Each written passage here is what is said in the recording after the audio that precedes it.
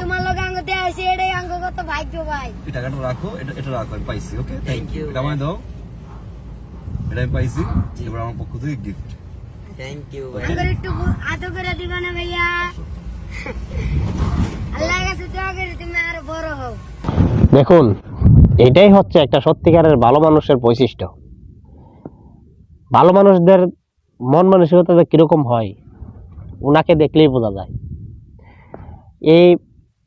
উনি এত বড় বড় মাপের একজন সেলিব্রিটি, উনি রাস্তার পথ শিশুদেরকে কত সুন্দর আদর করে, কত সুন্দর ভালোবাসে।